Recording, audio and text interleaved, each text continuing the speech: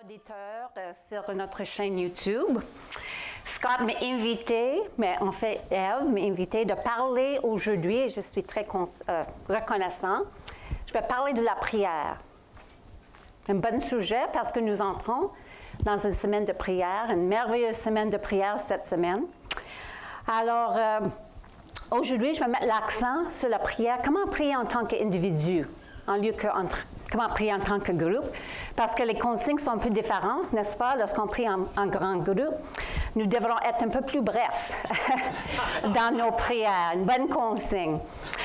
Alors, mais il y a certains principes que je vais enseigner aujourd'hui qu'on peut apporter dans nos temps de prière en grand groupe, surtout l'aspect de l'écoute, que je vais parler aujourd'hui.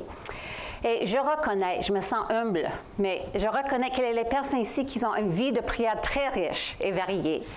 Et vous priez beaucoup. Alors aujourd'hui, ça va être vraiment un rappel pour vous. Mais j'espère pour certains, pour d'autres, j'espère que je peux apporter quelque chose de nouveau, un petit peu de nouveau. Parce qu'en effet, il y a des livres qui ont été écrits sur la prière. Il y a tellement de différents aspects, des différents types de prière, comme la pétition. Lorsqu'on prie, on demande Dieu pour nous-mêmes. Il y a l'intercession lorsqu'on demande Dieu des choses pour les autres. Il y a le combat spirituel, je sais, on va faire ça cette semaine aussi.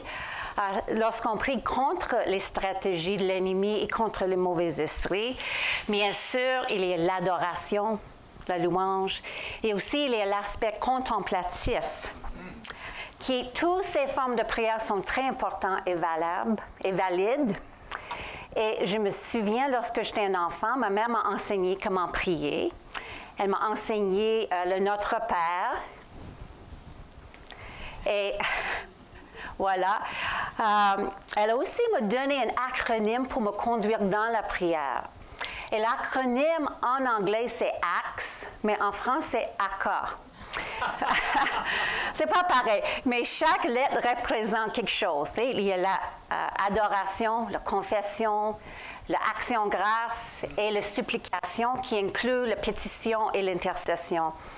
Et je me souviens, en tant qu'enfant, j'avais beaucoup de difficultés avec l'adoration. Alors, je me concentrais plus sur l'action grâce et la pétition. J'ai demandé Dieu pour des choses. Mais comme je t'ai dit, c'est très important, demander Dieu pour des choses. Comme la parole nous dit, ça nous encourage en Philippiens 4, 6. Bon, ne vous inquiétez de rien. Mais en toute chose, faites connaître vos besoins à Dieu. On a besoin de la PowerPoint. Par des prières et des supplications avec des actions de grâce. Alors, ça, c'est un verset qui m'a aidé beaucoup. Et la prière de pétition, j'aime beaucoup. J'ai pris beaucoup avec les pétitions.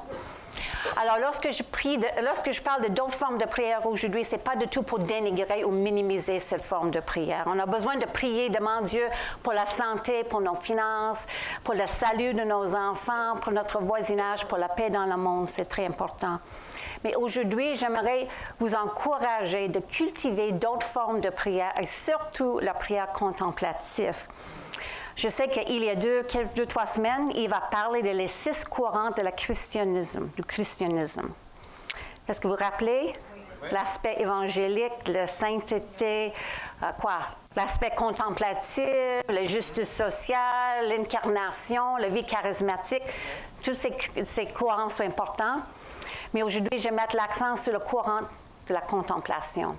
Et dans les dernières années, j'étais très attirée par la contemplation et surtout la prière contemplative qui met l'accent sur l'idée que la prière est une amitié avec Jésus ou une conversation ou un dialogue avec Dieu. Alors, la prochaine, s'il vous plaît.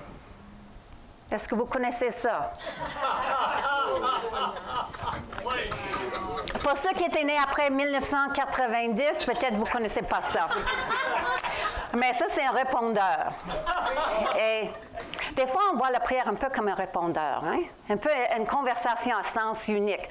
C'est le message, OK, après le bip sonore, dicte votre message. Alors, on dicte notre message le plus vite possible, puis on espère vraiment que quelqu'un va prendre notre message et répondre. Mais est-ce qu'il va toujours nous répondre? Je ne sais pas. Mais je pense des fois, on voit Dieu un peu comme ça. En tout cas, moi, des fois, j'ai vu Dieu un peu comme ça. Hein? J'ai dit mes prières comme ça. Il est un peu loin et j'espère qu'il va me répondre dans le plus bref délai. Et souvent, j'interprète son silence un peu comme « Oh, je ne vaux pas la peine. Hein? Il ne veut pas me parler. » Son silence temporaire. Et je pense parfois, je projette sur Dieu, mon Père, mais le Père céleste, un peu les caractéristiques de mon Père terrestre. Parce que mon Père était très silencieux. Il n'a pas parlé beaucoup. Alors, lorsque j'étais adolescent, il me dit, la seule fois qu'il m'a adressé la parole, j'avais l'impression, en tout cas, c'est pour me corriger. Et je pense que j'ai souvent vu Dieu un peu comme ça, soit silencieux ou il ne veut pas me parler trop. Mais l'essence même de la prière est que Dieu parle. Et il veut nous parler. Et il a un désir d'une amitié avec nous. Et Dieu a démontré, on va rester sur cette diapo un peu, mais il a démontré qu'il parle depuis la création, n'est-ce pas? Dans le livre de la Genèse, dans le premier chapitre, le mot « Dieu a dit » apparaît 10 fois. Dieu a dit qu'il est de la lumière. Dieu a dit, faisant de l'humanité dans notre image. Alors Dieu a simplement, mais puissamment déclaré un mot ou quelques phrases et quelque chose qui n'existait pas a été créé. C'est formidable. Hein? Et aussi, pas très longtemps après, dans le chapitre 3, Dieu a parlé à Adam et Ève. Il a dit, « Où es-tu? » Adam et Ève, ils viennent de manger de l'arbre de la connaissance du bien et du mal. Ils ont caché à cause de la honte. Et Dieu a dit, « Où es-tu? » Et je pense des fois, Dieu me dit, « Catherine, où es-tu? » Dieu, il parle aussi par l'entremise de ses prophètes. Il parle à travers des rêves. Il parle aussi avec les images, l'imagerie. Hein? La Bible est pleine d'images. Hein? Dieu, il utilise les métaphores, les images pour nous parler. Je juste pense à Jérémie et le potier, et l'argile, et le ru de potier. Hein? Dieu est le potier, nous sommes l'argile, et nous façons sur son ru de potier. Ou souvent, Dieu utilise les choses dans la nature pour nous parler, hein, comme les arbres, les ruisseaux, souvent de l'eau. Et j'aime en Ésaïe, ça dit, en parlant de la restauration, Dieu peut juste nous parler de la restauration, mais il utilise cette image. Il dit que l'eau jaillira dans les déserts, des fleuves couleront sur la terre sec, le sable brûlant se changera en lac. Ça, c'est en Ésaïe 35. Et un peu plus tard, en Ésaïe 42, c'est une autre image complètement différente. Ce n'est pas la nature. Dieu, il se décrit lui-même. Puis il dit, « Je suis comme un soldat qui avance et qui crie. » Mais un verset plus tard, il dit, « Je suis comme une femme gémissant au moment d'accoucher. » On cite celui-là moins, hein? Mais j'aime ça. Cette imagerie de Dieu comme une femme qui gémisse dans le travail. Alors, il est tellement créatif. Il est tellement d'images. Et on sait que Dieu parle, voilà, à travers Jésus. Que l'image de Dieu est visible. La parole vivante. Il parle à travers le Saint-Esprit et il parle à travers les Écritures. Ça, c'est la façon qu'il parle le plus fréquente. Hein? On reste là. Merci. Il parle à travers les Écritures, puis à travers Jésus. Et je pense qu'une bonne façon de commencer notre temps de prière, c'est de lire les Écritures et laisser Dieu nous parler, et ensuite nous pouvons répondre. Alors, je vais revenir à ça plus tard. Comment on peut prier selon les Écritures ou avec les Écritures? Mais aussi, Dieu parle à travers sa création. Alors, souvent. Alors, Yves et moi, on est allés à Val-David il y a quelques semaines, puis on a passé une semaine avec nos amis dans leur maison. Quelques-uns, vous allez reconnaître cette image-là. Et un matin, pendant mes temps de dévotion, je regardais par la fenêtre panoramique, et c'est ça le vue que j'ai vu. Mes yeux étaient attirés surtout vers la montagne en arrière, qui était couverte de neige et de des pins. Mais lorsque je regarde un peu plus près, j'ai observé ou j'ai remarqué les petites flocons de neige, presque translucides, qui tombaient, qui flottaient doucement vers le sol. Et ils ont tombé par les intervalles. Alors, si je n'étais pas attentive, je les ratais à cause du soleil éblouissant. Et lorsque la neige semble disparaître, j'ai entendu pendant même quelques minutes, juste qu'ils réapparaissent. Et ça m'a parlé un peu de Dieu. Ça m'a parlé de la grâce de Dieu, que parfois il nous embrasse doucement avec sa présence. Et il peut alors j'attendais avec impatience. Je voulais être embrassée de nouveau.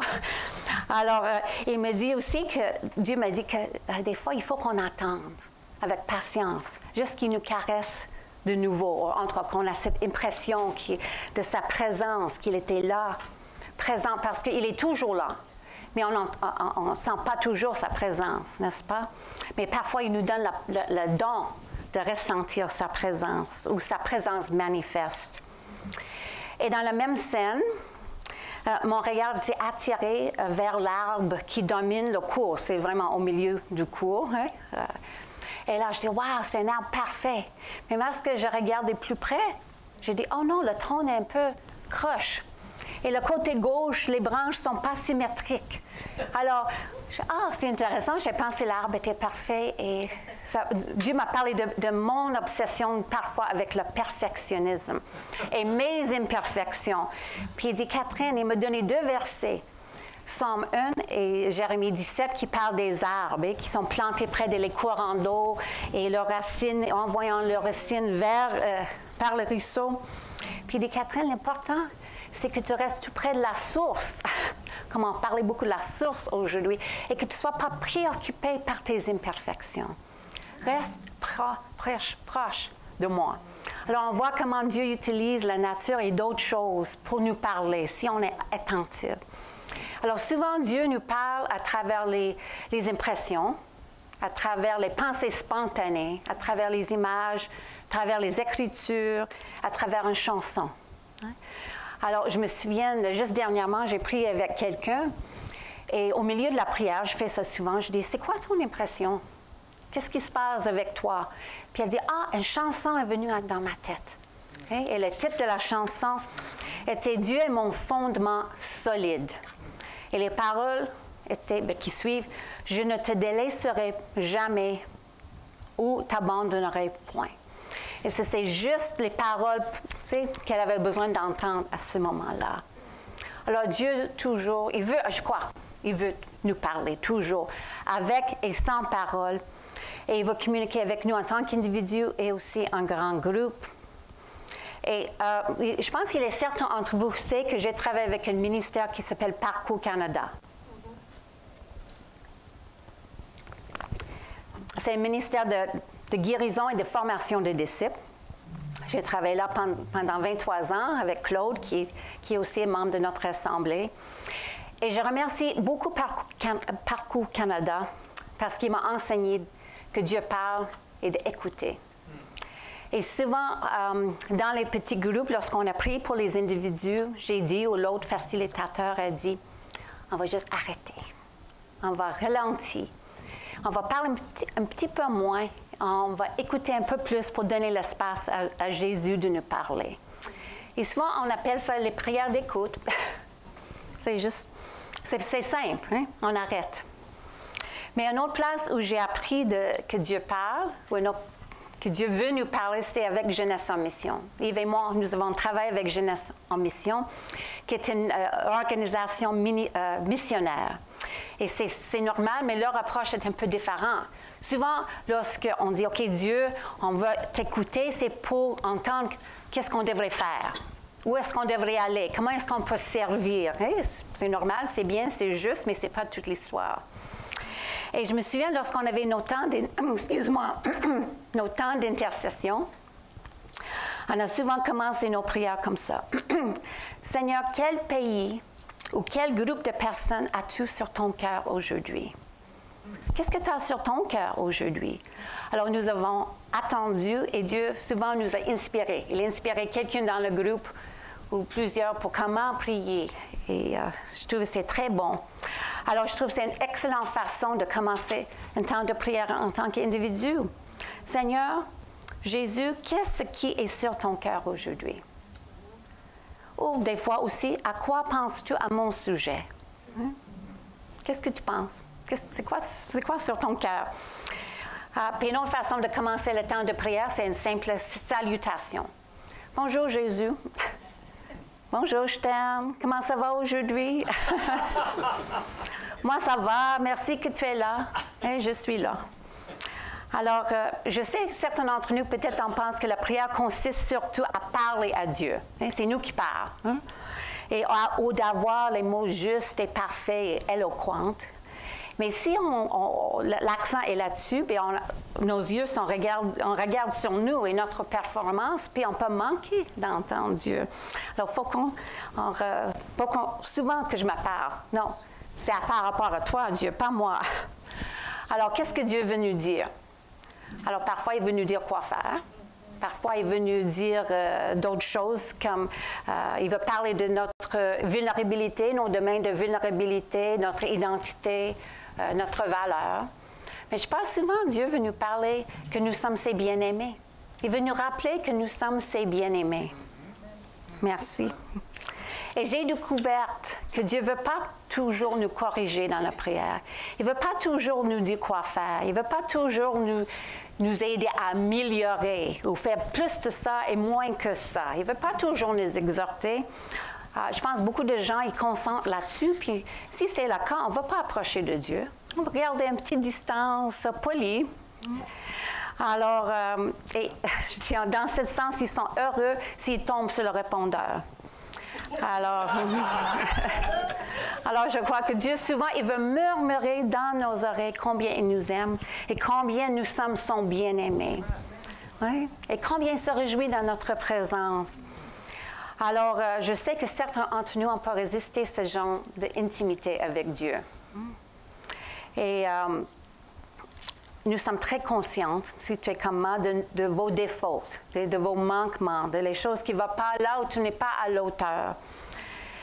Et comme je te dis, on pense que la préoccupation principale de Dieu est de nous encourager. De corriger, pas nous encourager, de nous corriger. Pourtant, il voit au-delà de nos défauts, n'est-ce pas? Et sa principale, ou une de ses principales instructions pour nous peut être son offre d'amitié. Et son préoccupation est, est-ce qu'on va répondre à son offre d'amitié? Alors, comme dans n'importe quelle amitié, je crois que Dieu veut que nous soyons honnêtes avec lui. Alors, je vais juste dire quelque chose par rapport à ce tableau que je trouve qui est merveilleux. C'était peint par une femme qui s'appelle Andrea Heavener, qui a travaillé avec Parcours. Et tous les tableaux que je vais vous montrer aujourd'hui sont peints par des personnes qui sont travaillées avec Parcours dans le passé. Alors, j'aime tellement ça. En tout cas, ça parle de l'honnêteté, d'être vulnérable devant Dieu, de parler de qu'est-ce qui se passe dans nos cœurs, nos joies, nos peines, notre tristesse, notre colère, notre honte, nos rêves, tout ce qui en vit dans notre cœur. Je pense que Dieu veut même qu'on parle de notre frustration avec lui, de notre déception. Si on est déçu avec lui, qu'on parle de ça à lui, d'être honnête avec lui. Alors, pensez encore à Jérémie, dans tous les psaumes. Les personnes, ils ont lamenté. Jérémie, il a lamenté. Il a déversé son cœur. Il était honnête avec Dieu. Et je crois être honnête avec Dieu dans la prière est plus riche et plus significative que n'importe quelle langue pieuse. Alors, Dan Heavener, le mari de cette femme, il est un directeur spirituel. Il a dit ceci, il dit, si nous nous ennuyons dans la prière, est-ce que tu t'ennuies dans la prière parfois? Il dit que peut-être c'est parce que, on peut avoir toutes sortes de raisons, mais peut-être parce que nous ne sommes pas honnêtes avec Dieu. On parle autour du sujet, on veut éviter le sujet, c'est un peu comme on parle du météo, en lieu d'être honnête et ouverte avec lui. Et j'ai remarqué ça aussi, parce que des fois, je fais la relation d'aide avec des personnes et parfois, je m'ennuie. Et c'est un indice pour moi. Si je m'ennuie, c'est peut-être parce que les personnes ne sont pas honnêtes avec moi. Ce n'est pas nécessairement consciente, hein? Mais c'est parce qu'elle veut éviter le sujet. Elle veut aller autour du sujet. Peut-être parce qu'il ne me fait pas confiance encore. Ça peut être comme ça avec Dieu aussi, mais il peut y avoir d'autres raisons. Mais ce que j'ai remarqué, que quand nous sommes honnêtes, ouvertes et honnêtes avec Dieu, à propos de nous-mêmes, et quand nous donnons Dieu l'espace pour nous parler, la majorité du temps, il veut nous encourager, il veut nous affirmer, il veut nous bénir. Et sur ce fondement solide, nous pouvons bénir les autres personnes, on peut encourager les autres parce que nous sommes remplis. Alors, une autre clé vis-à-vis de la prière, c'est que la prière, c'est de rappeler que la prière commence avec Dieu. C'est lui qui est l'initiateur. C'est lui qui nous a aimés en première. Alors, c'est lui qui prend souvent l'initiative. Et la parole nous dit que dans les Écritures, ça dit que Jésus vit toujours pour intercéder pour nous. Il intercède pour nous. Alors, on voit ça dans le prochain verset dans la Bible, en Hébreux 24. Non, excuse-moi. Hébreux 7, 24 à 25. Mais Jésus, lui, parce que c'est pas sur l'écran cette partie-là, mais Jésus, lui, parce qu'il demeure éternellement, il vit éternellement, c'est pourquoi il est en mesure de sauver parfaitement ceux qui s'approchent de Dieu par lui, puisque il est toujours vivant pour intercéder en leur faveur auprès de Dieu. Alors, est-ce que vous avez déjà posé la question, qu'est-ce que Jésus dit au Père à notre sujet? Lorsqu'il intercède pour nous encore, pour toujours, qu'est-ce qu'il dit? Et j'ai réfléchi, j'ai dit, mais probablement Jésus dit au Père, tu sais Catherine, elle croit que tu m'as envoyé. Et elle a confiance en toi. Je pense que c'est en partie son prière. C'est comme ça qu'il intercède encore. Et aussi, on sait que l'Esprit intercède pour nous. Et on voit ça en Romains 8, 26 et 27. Je pense qu'Yves a amené ce passage dernièrement aussi. Alors, de même aussi, l'Esprit vient au secours de notre faiblesse. Car nous ne savons pas ce qu'il convient de demander dans nos prières, n'est-ce pas? Mais l'Esprit lui-même intercède par des soupirs inexprimables. Et celui qui sent les cœurs, c'est à quoi tend l'Esprit. Et encore, c'est selon Dieu qu'il intercède en faveur des saints. Alors encore une fois, qu'est-ce que tu penses que la Trinité, qu'est-ce qu'il dit? Comment est-ce qu'il parle entre eux? Et je pense souvent qu'il parle afin qu'on peut savoir sa volonté, qu'on peut agir selon sa volonté, qui est d'aimer les uns les autres. Et aussi, un autre aspect de sa volonté, c'est qu'on sache que nous sommes ses enfants et qu'il est notre Père. Et on peut dire « Abba, Père ». On voit ça en Galates 4 et en Romains 8, 15, que la raison pour laquelle on peut dire « Abba, Père », parce que son esprit communique avec notre esprit, puis il intercède ensemble pour qu'on puisse savoir ça. Alors, je crois aussi, il y a en Jean 17, c'est la prière de Jésus pour ses disciples lorsqu'il parle à son Père. Et on sait que lorsqu'il prie, et puis il peut prier ça encore, je prie qu'il soit protégé. Je prie qu'il soit sanctifié dans la vérité. Je prie qu'il peut être un avec nous et un avec les uns les autres. Je pense que c'est ça que la Trinité, ils parlent entre eux. Et quelqu'un a dit, mais c'est la même personne, c'est Dan Heavener, qui a dit ceci par rapport à la prière. La Trinité a déjà une conversation divine à notre sujet et il nous invite à nous joindre à eux. J'aime beaucoup ça. Et je pense qu'il a pris ça, mais il lui donne le crédit à Thomas Merton. Thomas Merton était un moine trappiste. Il est mort maintenant, mais il est bien connu pour sa vie de prière. Et il a dit ceci. La prière ne consiste pas à s'enforcer d'atteindre Dieu, mais à ouvrir nos yeux pour voir que nous y sommes déjà. Il est proche. Il est déjà là. Il parle. Puis on est invité. La conversation est déjà en cours et nous sommes invités à les rejoindre. Alors, j'aime beaucoup ça. Alors, vous pouvez poser la question. Je ne sais pas. Oui, voilà. Un autre tableau fait par Paul Spilsbury. Et lui, c'est enseigne-nous comment prier. C'est ça le titre de ce tableau merveilleux. Alors, on peut penser ou poser la question, OK, la prière commence avec Dieu, mais est-ce qu'il y a des choses que nous, on devrait faire? Qu'est-ce qu'on peut faire pour cultiver la vie de prière? J'espère qu'il y a quelque chose. Mais on sait que même la prière est plus une disposition de notre cœur, il y a une attitude d'anticipation plus qu'une méthode, plus qu'une série d'étapes. Mais une chose qu'on peut faire, c'est ralentir. Arrêtez, n'est-ce pas? Le Psaume 46 nous a dit « Arrêtez et sachez que je suis Dieu ». On peut créer l'espace pour lui, on peut désencombrer, c'est ça le mot? On peut faire la place pour le silence et la solitude. C'est les disciplines, les bonnes disciplines. Et tout à l'heure, j'ai dit, je pense souvent on croit que Dieu est trop distrait pour nous écouter ou pour nous parler, mais je pense que des fois, nous sommes trop distraits et trop préoccupés pour lui écouter. Alors, une chose qu'on peut faire, c'est déposer nos cellulaires. Et je sais que j'ai manqué ça malheureusement, mais Joey a parlé du repos la semaine passée. Je pense que vous devez nous inviter de déposer, nos cellulaires qui nous distraient tellement. Et la semaine passée, j'ai commencé un temps de prière d'écoute online, et le facilitateur, il a dit « Déposez tout ce qui est dans vos mains ». Et je dis c'est un peu drôle. Juste que je regardais dans mes mains et justement, je tenais mon téléphone. Alors, j'ai mis ça à côté. Alors, mais je pense aussi qu'il est en train de nous inviter de mettre à côté tout ce qui nous préoccupe. Hein? Tous nos fardeaux, toutes nos distractions, toute notre liste à faire. Alors, c'est quelque chose qu'on peut faire.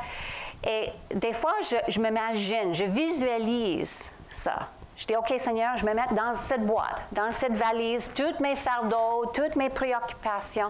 Je mets dans cette boîte-là ma liste à faire et je vais déposer ça à l'entrée de la maison. Et à la fin de mon temps de prière, je vais aller le récupérer. Alors, je vous encourage de faire ça, même de visualiser, de faire ça. Et j'ai parlé tout à l'heure d'orientation. Orientez-vous à vous présenter avec ou devant Dieu et de recevoir. Venez avec l'anticipation et l'attente réaliste qui veut nous parler. C'est sûr que parfois, vous allez recevoir une révélation profonde, un sentiment de sa présence, et à d'autres moments, vous allez sentir rien. Mais je vous encourage de vous présenter. Continuez à vous présenter. En anglais, on dit « just show up ». Continuez à vous présenter et gardez votre rendez-vous avec Dieu. Alors, tout à l'heure, j'ai dit les Écritures sont la place principale où nous entendons le cœur de Dieu. Alors, c'est ça que j'aimerais faire avec vous maintenant. J'aimerais prier selon les Écritures. Et lorsque nous prions selon les Écritures, on entend la parole et ensuite on peut répondre à la parole. Et dans certains milieux, on appelle ça la lectio divina. Et la lectio divina est un terme latin simple qui veut dire lecture spirituelle ou une prière avec un cœur d'écoute. Alors, lorsqu'on prie selon les Écritures ou avec les Écritures, on prend un passage des Écritures, un court passage, 2-3 versets, pas tout un chapitre. On le lit lentement, avec les pauses. On le lit plusieurs fois, jusqu'à 4 fois. Et l'idée, c'est qu'on peut buver et déguster les paroles. Et ça va nous conduire dans la réflexion, naturellement, qui va ensuite nous amener à répondre à Dieu. Et ensuite, on peut reposer dans la rencontre avec Dieu. Alors, j'aimerais faire ça avec vous maintenant, ici. Mais ça va être un exercice individuel. On ne parle pas avec l'autre, c'est juste entre toi et Dieu. C'est une occasion où on peut vraiment essayer d'écouter Dieu selon les Écritures. Et je vais vous poser des questions au fur et à mesure. Et je vais lire lentement quelques versets dans le Psaume 36 lentement. Alors, je vous encourage de vous mettre à l'aise, si vous n'êtes pas à l'aise déjà, de vous détendre, de vous prendre une bonne respiration. Et je vais inviter le Saint-Esprit. Il est déjà ici, mais j'aimerais qu'on soit conscient de sa présence. Alors, viens, Saint-Esprit. Merci pour ta présence, que tu es en nous et avec nous. Merci que tu veux communiquer avec nous. On vous souhaite le bienvenu. Merci que tu es si proche que notre cœur et notre main. Alors arrêtez et sachez que je suis Dieu. Arrêtez et sachez que je suis. Arrêtez et sachez. Arrêtez. Seigneur, ton amour va jusqu'au ciel. Ta fidélité monte jusqu'aux nuages. Ton amour, mon Dieu, est vraiment précieux. Les humains s'abritent à l'ombre de tes ailes. Dans ta maison, tu leur donnes une nourriture abondante. Et tu leur fais boire au fleuve de ta bonté. La source de la vie est en toi. À ta lumière, nous voyons la lumière. Alors reste là dans le silence. Alors quel mot, quelle image ou quelle phrase attire votre attention? Reste là et savourez ce mot.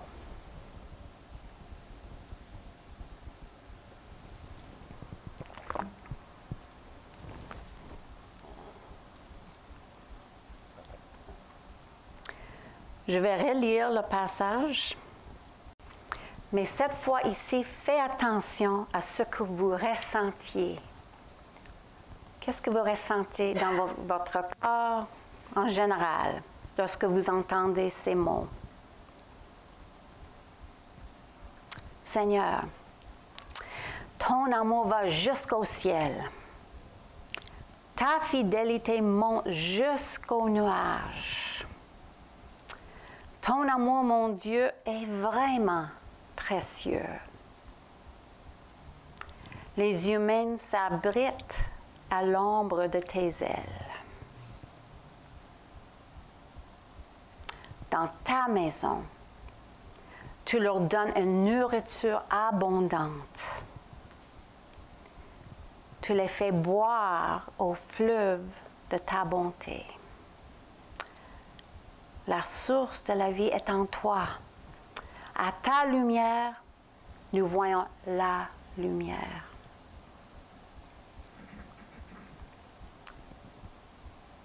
On entendait ces paroles. Est-ce que je suis rassurée? Est-ce que je me souviens de ma soif? Ou est-ce que je me souviens de mon manque de désir? Mon cœur se sent-il gonflé ou dégonflé? Qu'est-ce que cela me dit?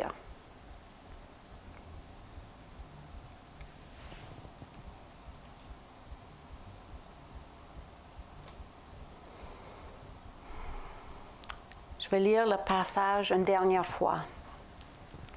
Et à la fin, vous pouvez répondre à Dieu. Ça va être à ton tour de parler. Seigneur, ton amour va jusqu'au ciel. Ta fidélité monte jusqu'aux nuages.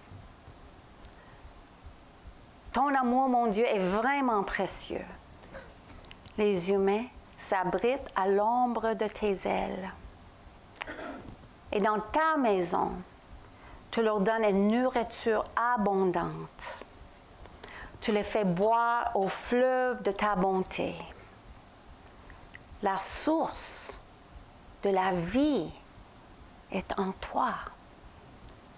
À ta lumière, nous voyons la lumière. Alors, c'est à ton tour de parler à Jésus. Qu'est-ce que tu veux lui dire?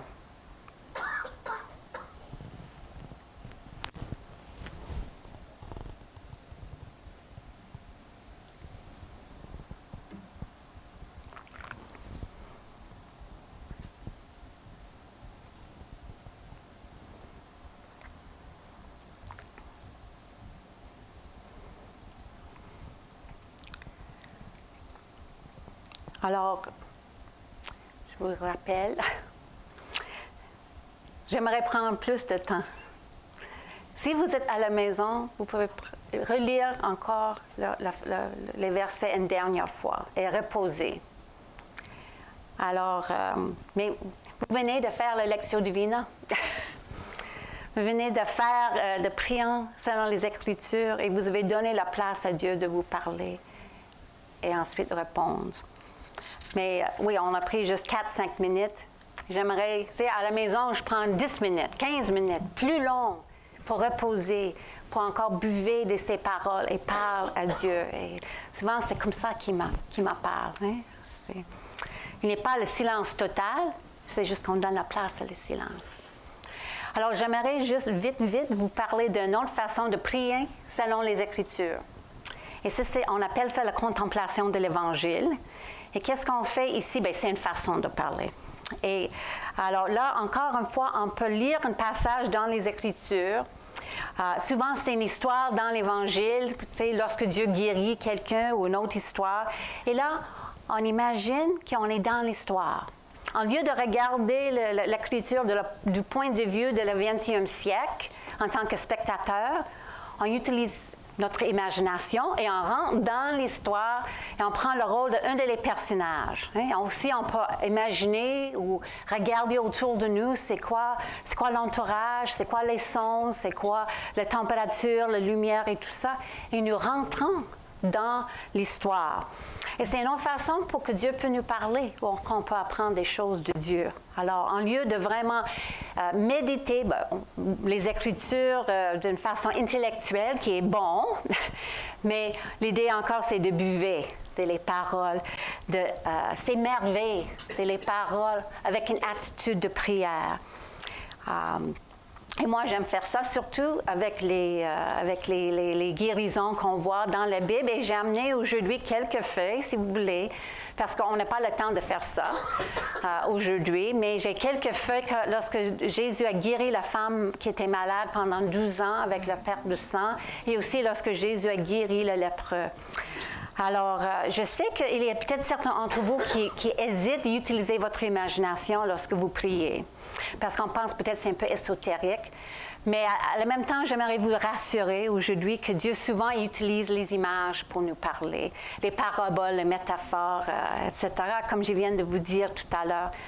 Alors, et aussi, je vous pose la question, est-ce que vous avez déjà imaginé qu'est-ce que vous allez manger ce soir? Ou est-ce que vous avez déjà imaginé qu'est-ce que vous allez faire en vacances? Ou est-ce que vous avez déjà imaginé à quoi ressemble le ciel? Alors, on utilise notre imagination. Je crois que Dieu nous a donné une imagination, afin pour qu'on puisse l'imaginer. Alors, c'est juste de cultiver ça un petit peu plus. Alors, comme je dis, j'ai des feuilles pour vous et vous pouvez faire ça à la maison si ça vous intéresse de prier d'une autre façon avec les Écritures. Aujourd'hui, je n'ai pas pris le temps d'élaborer sur toutes les choses qui peuvent nous empêcher de prier ou les choses qui peuvent nous empêcher d'entrer dans une amitié avec Jésus. J'ai mentionné quelques-unes, comme la crainte qui ne veut pas nous parler. Il va rester silencieux. La crainte qui veut toujours nous corriger. Quoi d'autre? Qu'on n'est pas à l'auteur. Souvent, on pense qu'on n'est pas à l'auteur. Il va juste, encore une fois, regarder nos défauts. Et certains d'entre nous, peut-être, je ne sais pas pour vous, mais est-ce que vous avez déjà imaginé votre cœur? À quoi ressemble à votre cœur? Et certaines personnes voient leur cœur un peu impur ou défectueux. D'autres, peut-être, vous voyez votre cœur un peu plus nettoyé, plus entière, plus guéri par Dieu. Ça dépend où nous sommes, quelle journée aussi. Mais pour un dernier petit exercice de prière, parce qu'encore on communique avec Dieu, j'aimerais vous encourager, comme vous avez fait tout à l'heure, j'ai vu que vous avez vraiment été attentifs, d'imaginer, d'utiliser votre imagination et imaginer votre cœur. On va terminer avec ça. Je vais prendre juste 1 ou 2 minutes. Mais essayez d'imaginer votre cœur. Alors, je vous invite, si ça vous aide, de fermer tes yeux, parce qu'encore une fois, c'est silencieux, c'est entre toi et Dieu. On ne va pas partager ça. Alors, à quoi ressemble votre cœur aujourd'hui? Pouvez-vous le voir?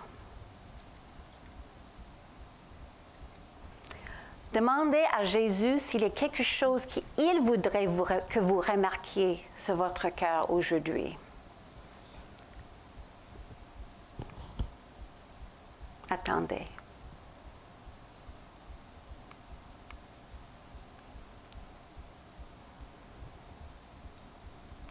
Décrivez votre cœur.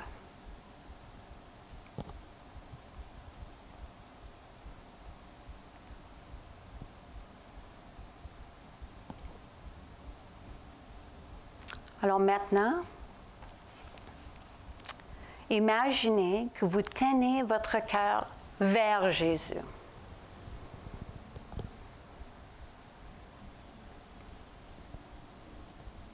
Est-ce qu'il fait quelque chose? Qu'est-ce qu'il fait?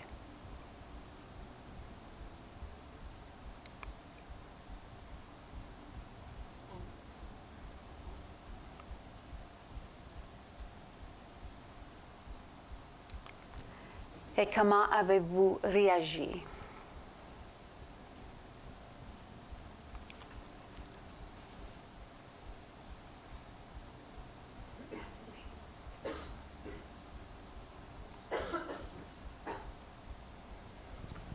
Que voulez-vous dire à Jésus maintenant?